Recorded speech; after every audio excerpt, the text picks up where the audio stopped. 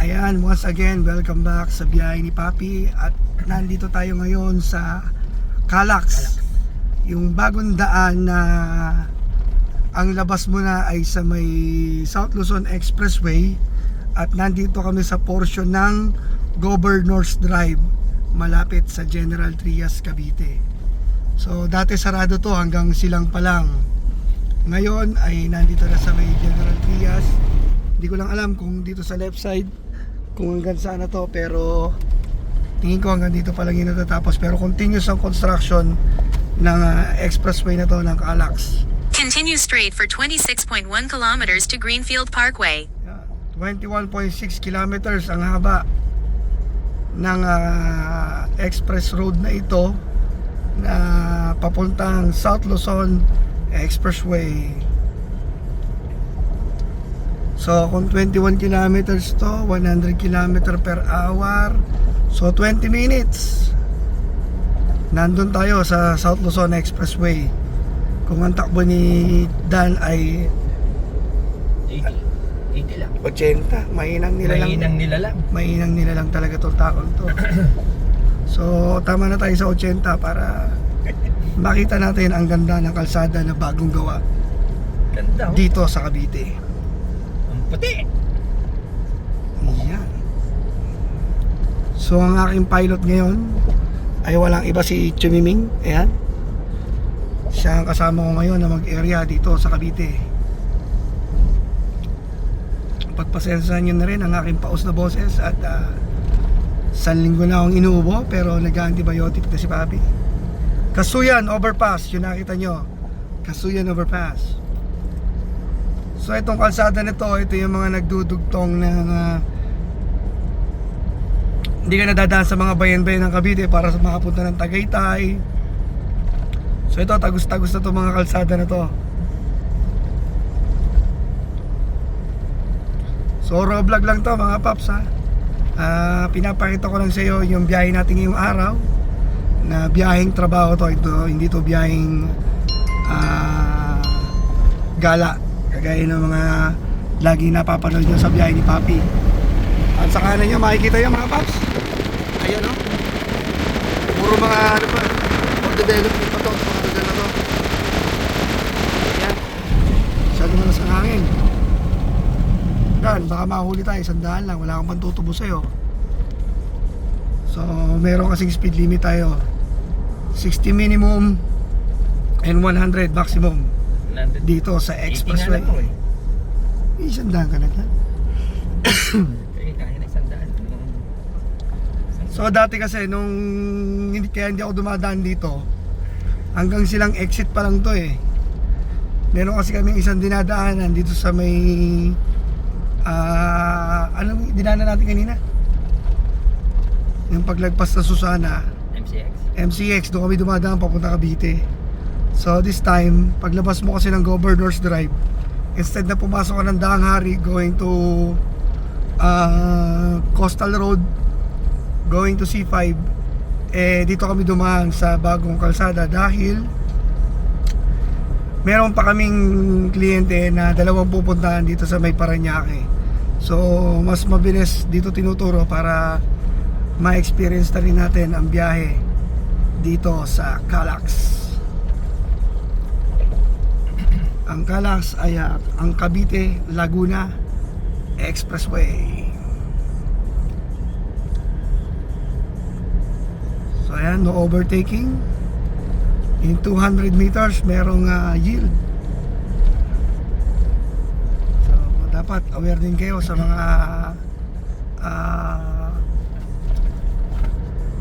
signage ng road signage, dahil sa gabi malaking tulong yan. Dahil nakikita nyo sa kaliwa at sa kanan natin ay wala kang makikitang mga ilaw pa. So sa gabi expect nyo na sobrang dilim dito sa lugar na to. So here's the Aguinaldo exit, Aguinaldo Highway in 2 kilometers. So itong minutes na to ay inumpisahan natin simula pagpasok natin ng Governor's Drive exit. Hindi ko lang alam kung tamang exit yon, pero galing kami ng Governor's Drive. So So sa mga babiyahe ng Manila, going to Tagaytay, going to Cavite, ito na yung pinakamabilis na pwede niyong daanan. And sa dulo nito, makikita natin kung magkano yung babayaran natin dahil 161 na lang yung aking natitira sa aking toll gate, toll fee natin. 161 na lang ang balance. At sa cash na lang siguro tayo magbabayad. So hindi ka mag-i-exitan, baka maligaw ka, sa kaliwa tayo ha. So 500 meters, ayan, Aguinaldo Highway na yan, Chong. Dito tayo.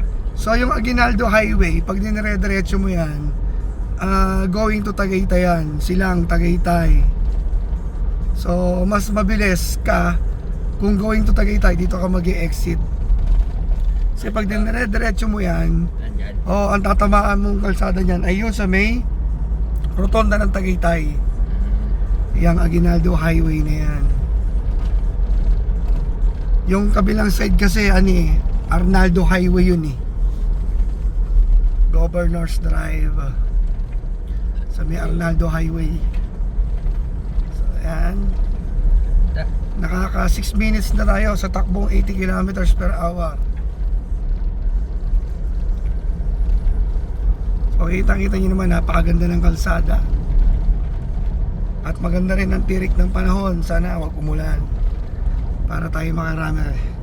So sa markings natin, tayo ay nasa kilometer 48. So ibig sabihin, kung hindi ako nagkakamali, itong ang kinalalagyan natin is 48 kilometers from kilometer 0, which is yung Luneta sa may Manila. Ang ating kilometer 0, yan ang ating sukatan. So sa ngayon wala pa masyadong dumadaan dahil bago pa lang ito kalsada na to.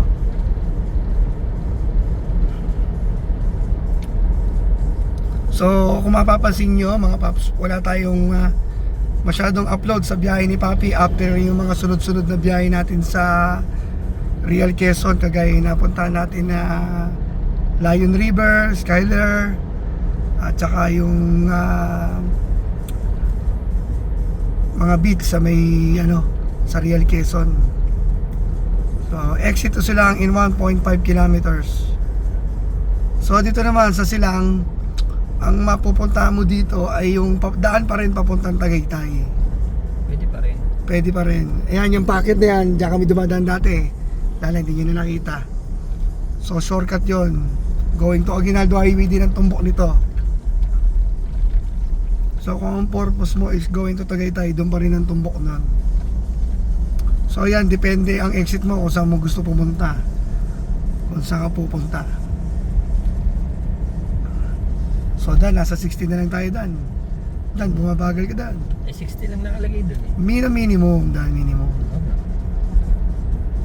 So ayan, nandito na tayo pero wala pang exit Takbong pogi lang. Ay, meron na. Ano yan? Silang exit in 500 kilometers. Laguna. So ayan, Tibig yan, Tibig, Silang, Cavite. May rancho pa ng kabayo doon, may rancho pa ng kabayo. Ayan, ito ang Silang exit. So sa mga nagbabalak na pumunta ng Cavite, ng Tagaytay, this is the fastest way to Tagaytay and Cavite. Kung nakikita nyo yung bundok na yon, yan yung bundok na yan, yan ang Palace in the Sky. Hindi nakita ayan, isa pa magpapakita yan. So yun yung pinakamataas na part ng Tagaytay. So tanaw yan, pagka nandito ka, tanaw mo ang Manila.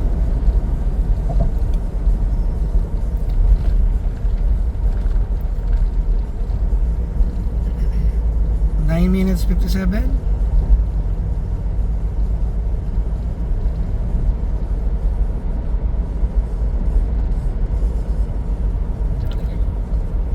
Emergency assistance.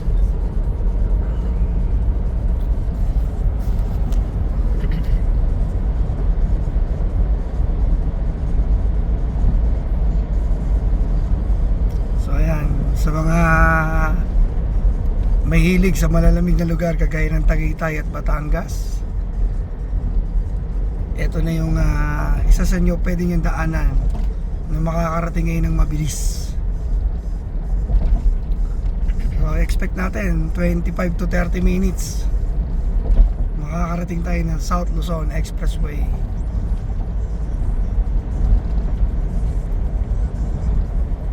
Naka-exit na to. Doon nga yan sa may Greenfield, yung malaking circle, doon ang labas dito. So ayan, huwag kayong mainip mga paps, talagang ganyan sa biyahe. So kung matutuloy yung mga susunod natin mga biyahe mga paps, merong naka-line up na supposed to be Mahayhay Laguna and Magdalena Laguna, Sarangani, Philippines, sa may Mindanao, at ang isa pang tinatarget na Hanoi and Sapa, dito yan sa may Vietnam. So yan ang mga naka-line up natin na biyahe, and sana matuloy para meron tayong bagong uploads. At itong nakikita nyo sa harapan na karagatan or tubig, yan po ay lawa ng Laguna. Laguna Lake po yan mga paps. Ayan. Hopya. So nandito na tayo ngayon sa Santa Rosa exit. So kung ikaw naman ay papunta ng Santa Rosa proper, pwede ka dito mag-exit. Or meron kasing Santa Rosa exit mismo na ang bagsak mo is yung sa sentro. Etong Santa Rosa exit na to, eto yung sa may yung after nung mga pasilyo, mga Paseo de Santa Rosa, yun, doon ang labas niyan, yung exit na yan.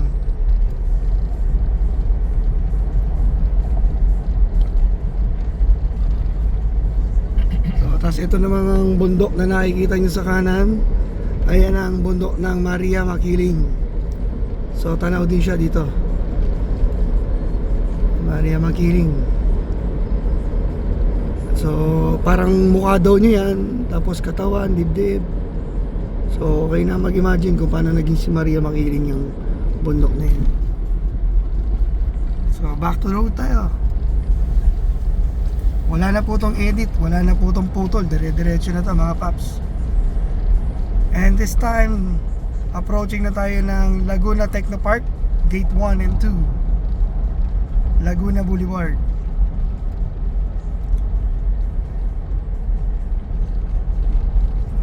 Ganong kabilis. So nakaka 13 minutes na tayo from exit sa takbong 80 to 90 kilometers per hour.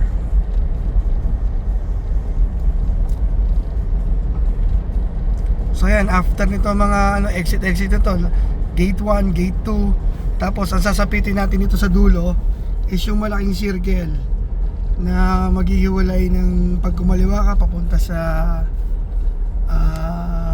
parang Greenfield din yata. Namutan ko na kung anong kanan yan. So diretso lang tayo, diretso lang. Tayo. Puro tayo left pagdating sa dulo, tsaka lang tayo magra-right. Tapos sa second exit ng runabout, going back to the corner, and ito Manila pala. So time is 14 minutes na po nakakalipas. So yung purpose niyan, yung nakakubli na yan, is para hindi mag-echo or yung ingay ng sasakyan para dito sa mga side ng inovertigan po kami. Bibilis nila. So 80 na kami, mga takbo nito mga to is mga 90 to 100. para tayo mayroong content sa biyahe ni Papi habang tayo walang biyahe. Ito ang bagong kalsada na mabilis daanan papuntang Tagaytay. Kung papunta kayo ng area ng Mendez, Cavite, ng Nasugbo, Batangas, ito na yung pinakamabilis na pwede nyong daanan.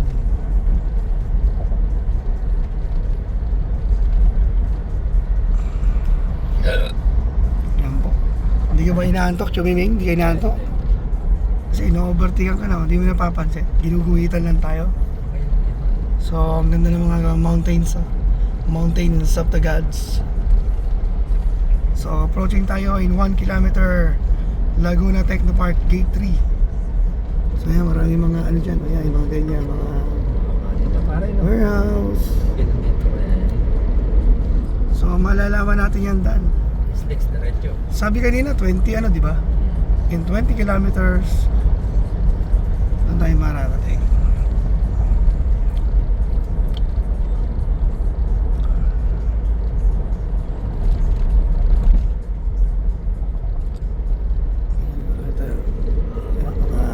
Planta. Ayan, Gate 3. So, going to Manila. Manila na. So, Manila.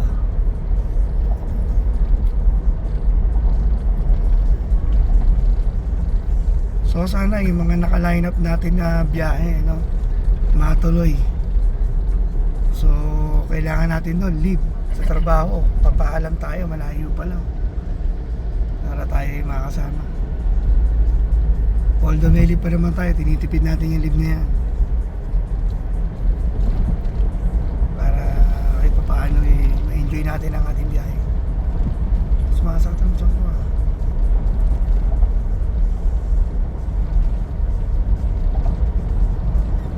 So SLEX, straight ahead. So nakaka 17 minutes tayo mga paps.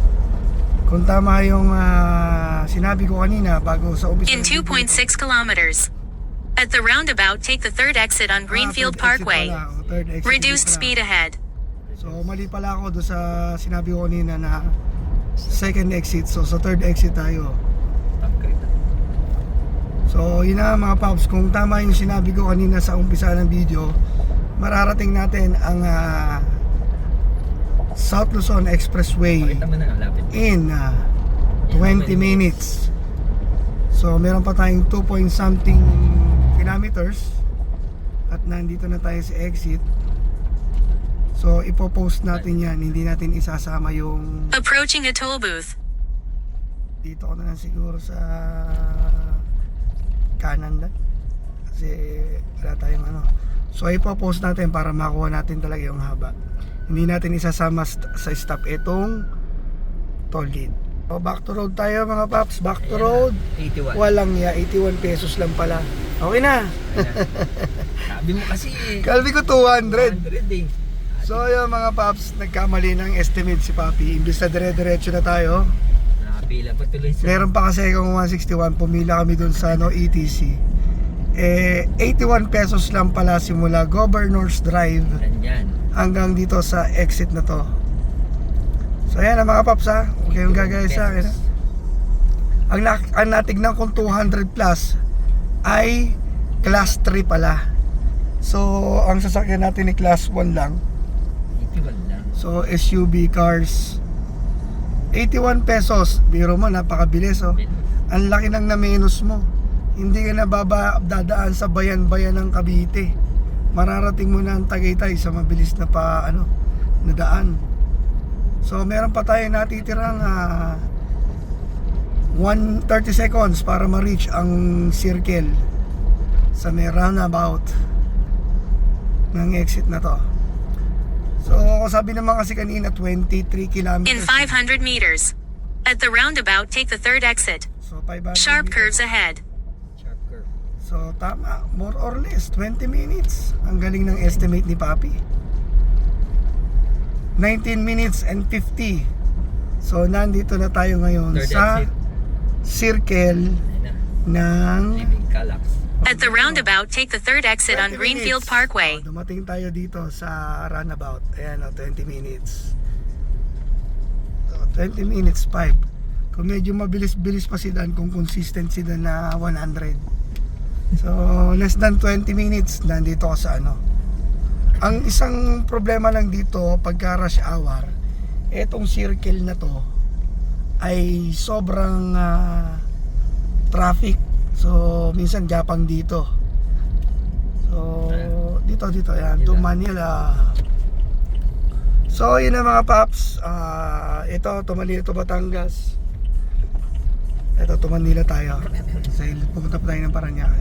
In 500 meters, Dito turn na right to tatapusin E2 S ang, Lex, north fastest on way. ramp. Ang ingin naman ito ni Wes. So pa-exit na tayo. At nandito na tayo sa exit. Yan. Yan na po ang South Luzon Expressway southbound. So we're going to northbound. At yan, nakita nyo, fastest way to Tagaytay via Cavite, Luzon, Cavite, Laguna. Turn right to Expressway. E2 S Lex, north on ramp. Turn na daw. 21 minutes. Makararating kayo ng exit to exit. Kanan ka, chong. Kanan. Kanan ka, kanan. Okay, dito ko natatapusin ang biyahe natin ngayong araw dito sa Calax.